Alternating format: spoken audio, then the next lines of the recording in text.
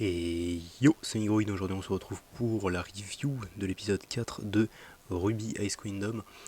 Ça fait longtemps du coup que j'attendais l'épisode parce que du coup pendant ces 3 dernières semaines là ils ont juste sorti en fait les épisodes 1 à 3, ce qui était con parce que du coup on les avait eu en avant-première.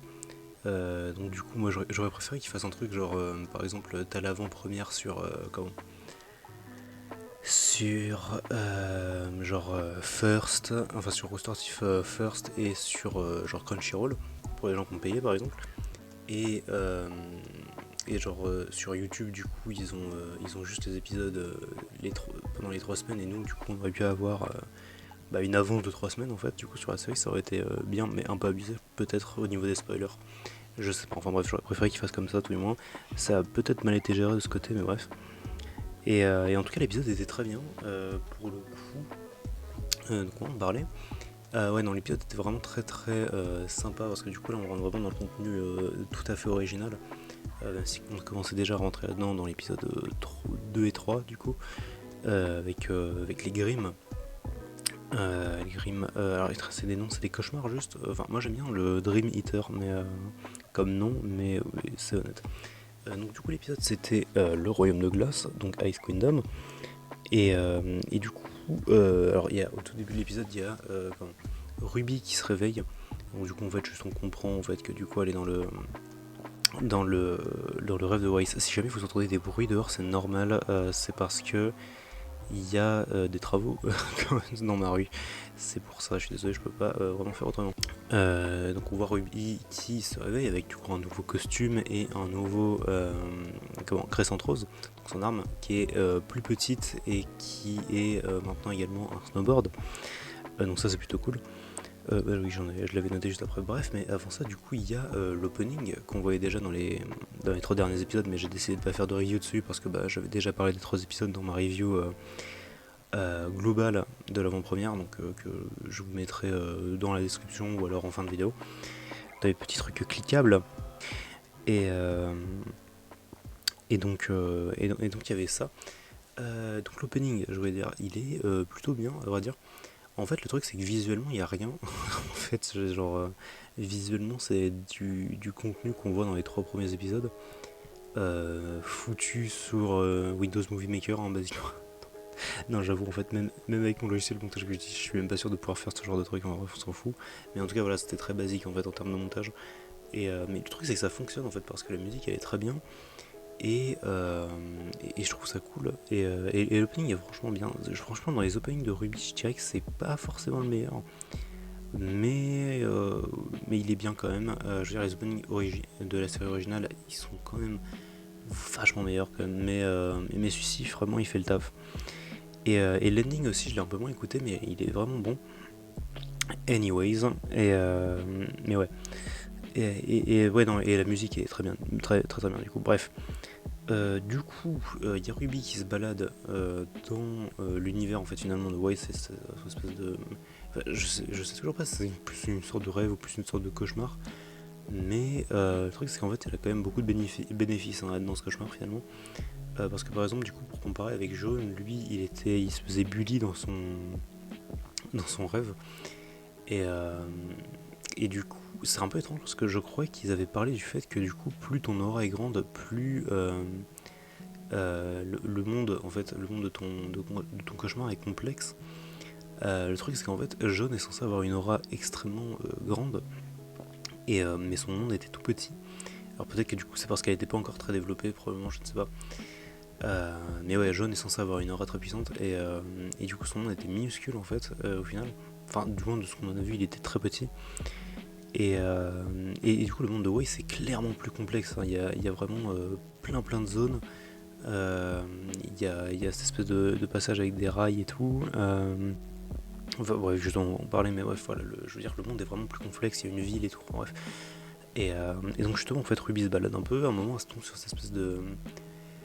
C'est un espèce de truc qui est censé te donner des directions. Le problème, c'est que du coup, en fait, les machins sont pliés, et donc, du coup, le nord, c'est à droite, enfin, genre, voilà, c'est un peu le bordel, ça va dans tous les sens. Et là, du coup, on découvre le système de pièces de Shion Zaiden.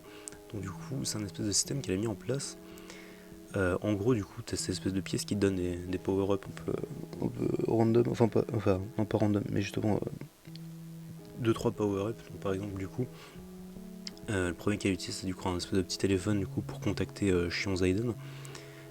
Shion Zaiden qui du coup est le nouveau personnage de cette série et qui est, j'en avais déjà parlé, mais visuellement elle est super cool, je trouve son espèce de petit aspect sorcière qui est très cool. Et non, ouais, c'est un bon personnage original, enfin bref. Et donc du coup elle l'utilise pour la contacter.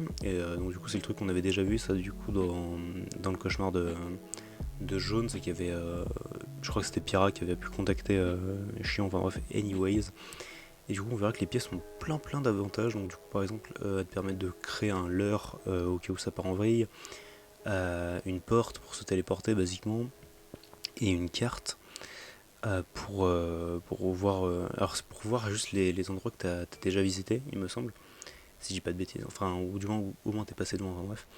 Et je crois que c'est tout pour les power-up des pièces, j'en ai peut-être oublié un, mais et je les ai pas notés, bref.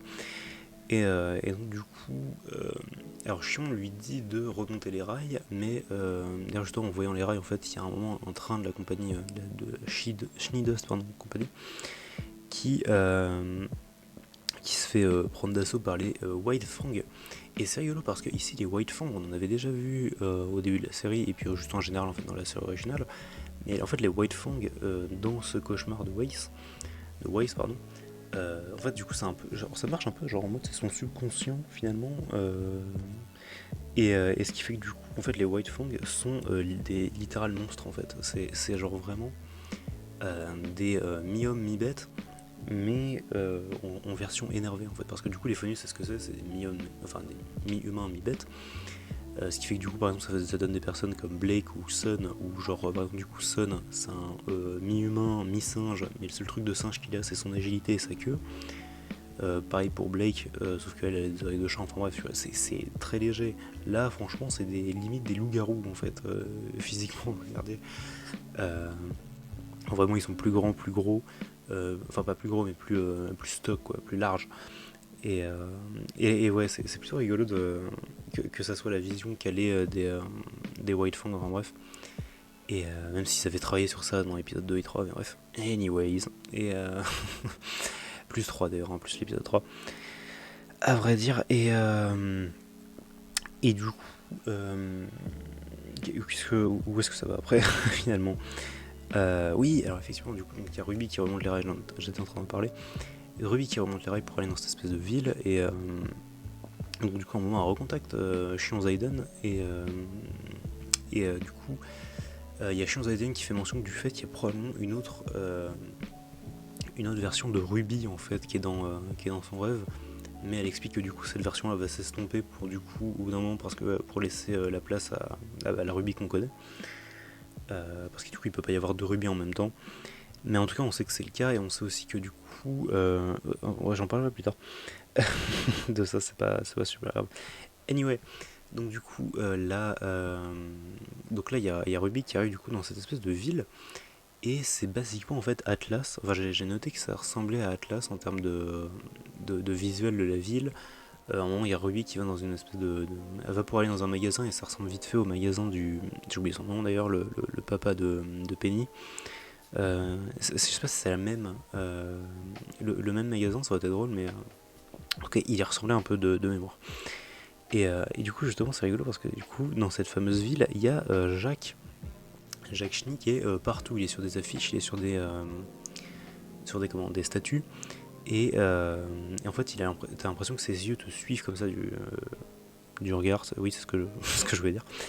Et c'est vraiment affreux pour le coup, parce que du coup, encore une fois, c'est comme ça que Weiss voit sa relation avec son père. En fait, c'est genre lui qui essaye de vraiment contrôler sa vie, et donc du coup, ça passe par savoir ce qu'elle fait tout le temps, et la surveillance, tout ça, et genre. Et puis juste même en fait dans la ville en général, en fait, hein, à Atlas, c'est un peu ce qui se passe. Il règne sur la ville d'un point de fer, finalement. Et j'ai trouvé cette vision super intéressante. Anyway, j'arrête pas de dire anyway, pardon, je suis désolé. Ah oui, alors du coup, ça, je l'ai noté. Je sais pas si c'est vraiment un headcanon pour le coup, mais grossièrement, en fait, il y a Ruby qui se balade dans cette ville, et du coup, elle tombe sur des robots, notamment un moment elle cogne un robot du coup qui la détecte et qui la considère comme intrus. Et donc du coup en fait elle va pour se battre contre les robots et du coup elle veut tirer avec son crescent rose mais du coup ça tire à l'envers. Parce que du coup en fait le canon est pas situé au niveau de la faux mais il est situé au niveau à l'autre bout en fait, au niveau du bout du manche en fait. Et donc du coup il y a Ruby qui note ça en fait que du coup c'est pas comme ça que normalement on tire avec crescent rose et que c'est pas logique. Et notamment en fait elle fait une remarque comme quoi quand Way se réveillera, Ruby lui fera un petit cours sur les armes à feu. Mais du coup j'ai trouvé ça drôle et je suppose que c'est un headcanon, mais en fait genre Waze, est-ce que finalement elle n'aime pas les armes à feu? Parce qu'en fait finalement dans toute l'équipe c'est la seule qui n'a une arme qui ne tire pas de balle en fait, si je dis pas de conneries.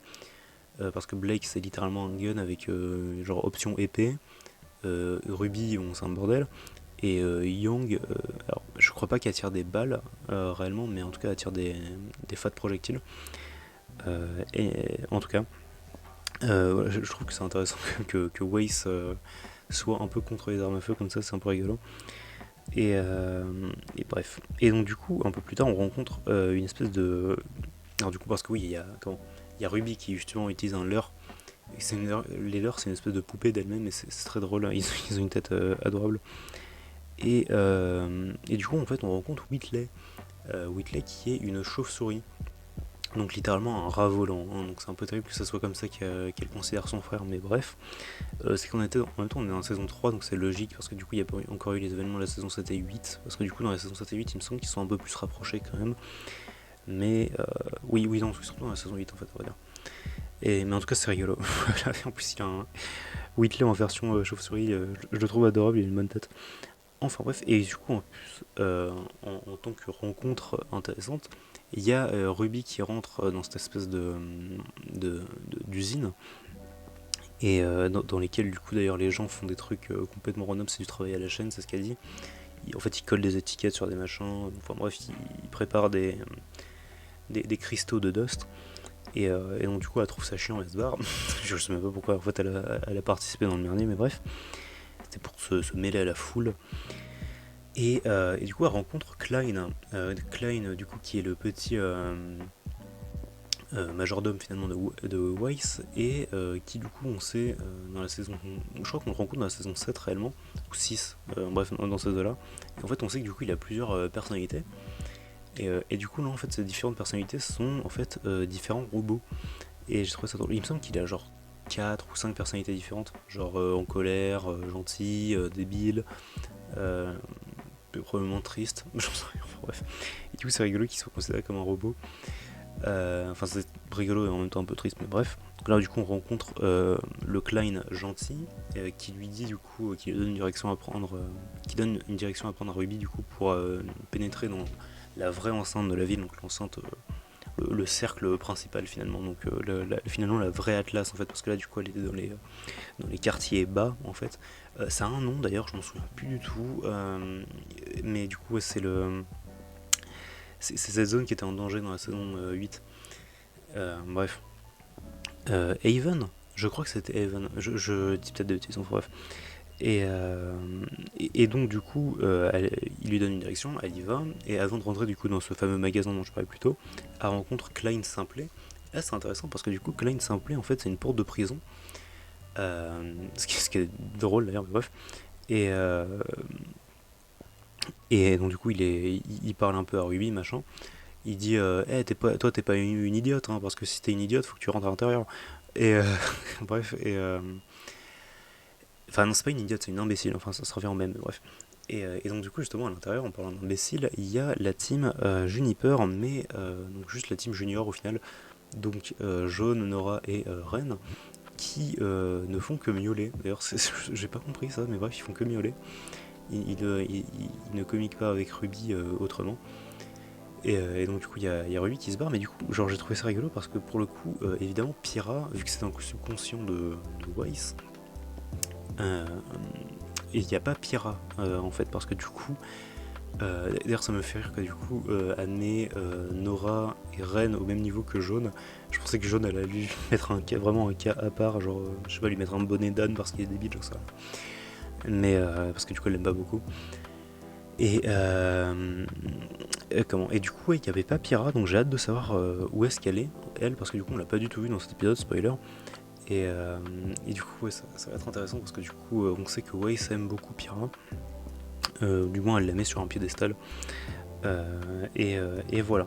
Et donc, du coup, en parlant de Weiss, juste après cette scène, on rencontre. Juste après que Ruby pénètre dans l'enceinte principale, du coup, on rencontre Weiss qui est du coup avec son fameux costume, enfin sa fameuse nouvelle apparence, du coup, la Weiss SDF. Donc vraiment la reine des glaces, quoi, hein, vraiment. Elle a très la classe. Et donc du coup, en fait, elle est dans cette espèce de salle du trône, basiquement. Enfin, c'est genre une salle avec une grande table et tout. Et, euh, et donc... Et donc du coup, justement, dans cette salle, on rencontre une nouvelle version de Klein qui est une espèce de bougie. En fait, il y a un chien, un espèce de petit chien robotique. Il y a des espèces de mains aussi qui volent et qui prennent les affaires de Weiss pour les mettre sur un porte-manteau, genre de truc. Et du coup, à un moment, il y avait sur le fameux chien, il y a un espèce de bouquin qui est pris et qui est posé du coup sur une petite table à côté. Mais également, on rencontre un personnage qui est important. En fait, du coup, depuis le début de l'épisode, en fait, on voyait en fait des espèces de personnes qui étaient sur des murs, en fait, des espèces d'ombres de personnes. Et c'est rigolo parce que du coup, ils disaient des trucs un peu random. Et du coup, en fait, c'est vraiment genre la définition de bruit de couloir. En fait, je sais pas comment expliquer ça, mais du coup, c'est des gens qui disent des trucs un peu random et qui vont se répéter à droite à gauche, machin. Et du coup, en fait, pourquoi je parle de ça? Parce que du coup, cette espèce d'apparence du coup d'ombre, de trucs à côté, de trucs en fond finalement, dans la salle du trône, il y en a une de personnes comme ça, et c'est du coup une personne avec les cheveux attachés courts et qui boit du vin. Et du coup, cette personne, c'est Willow, donc la mère de Weiss, et c'est affreux en fait qu'elle la voit comme ça, qu'il y a une personne qui est vraiment à côté, mais en train de boire du vin tout le temps. Enfin, parce que c'est Willow, en fait, techniquement, c'est ce qu'elle fait réellement, mais euh, c'est vraiment triste du coup qu'elle la voit comme ça. Enfin bref, et donc c'est ce qu'on voit. Et on va pas tarder du coup à rencontrer un nouveau membre de la famille de Weiss, on va dire deux. Le premier du coup c'est Jacques qui se présente sous forme de... Alors c'est étrange parce que quand il arrive il dit Big Nicolas. Et donc grand Nicolas, j'ai pas compris qu'ils disent ça tout le temps. Alors là pour le coup je l'ai vraiment pas. Bref, Big Nicolas. Et c'est comme ça qu'il se salue. Et en fait du coup Jacques ici c'est un énorme hologramme qui donne des ordres vraiment à Weiss et qui dit est-ce que tu es vraiment l'héritière des chenilles, tu dois en être digne. Et franchement cette salle c'est un enfer pour Weiss, je pense, c'est vraiment le bordel, vraiment c'est genre il y a que des gens qu'elle déteste en fait. Et il y a son père qui lui donne des ordres. Et donc du coup en fait à se rencontre, enfin non, pardon, il y a Whitley qui vient et qui lui dit qu'il y a une certaine idiote qui est arrivée. Et donc cette fameuse idiote c'est du coup Ruby.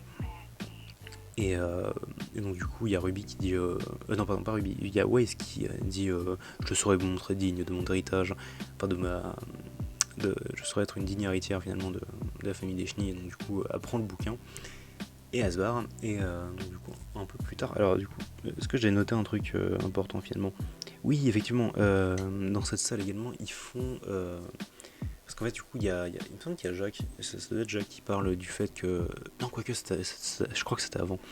Bref, il y a mention du fait que du coup il y a le fameux train qui a été niqué par les White Fang.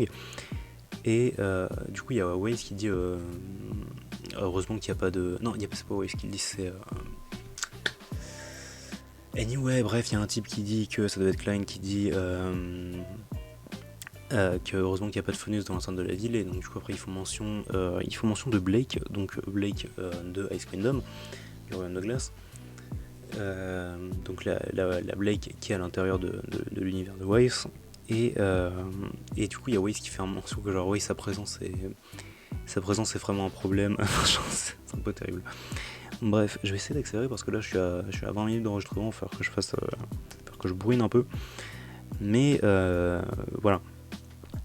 Tout ça pour dire que euh, il y a Waze qui prend le bouquin et c'est important parce que du coup elle va pour grossièrement chercher Ruby. Et en parlant de Ruby justement, il y a des affiches de recherche qui sont apparues un peu partout avec Ruby qui est recherchée mais seulement vivante on va dire.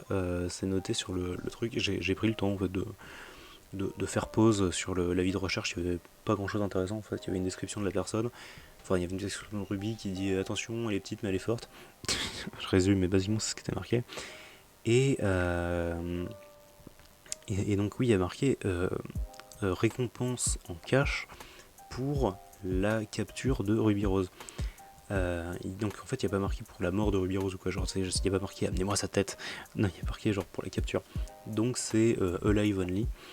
Et c'est rigolo. Et donc du coup justement il y a Wise qui rencontre Ruby. Ruby est toute contente de la trouver, mais Wise elle est très froide avec elle. Elle est en mode genre elle est en mode tais-toi, je ne t'ai pas donné la permission de parler, ce genre de choses. Et donc du coup avant de commencer à se battre, il y a Wise oui du coup qui ouvre son livre et du coup le livre en fait c'est Winter. Et j'ai trouvé ça rigolo parce que du coup Winter, c'est donc dans cet univers, c'est un livre. Et un livre, du coup, c'est quoi? Du coup, un livre, enfin, il y aura toujours marqué la même chose dedans, donc ça ne changera pas. Euh, c'est très strict, c'est très concis dans ce que ça dit. Et du coup, c'est vraiment genre. Je trouve la comparaison intéressante en fait, avec ce bouquin et Winter.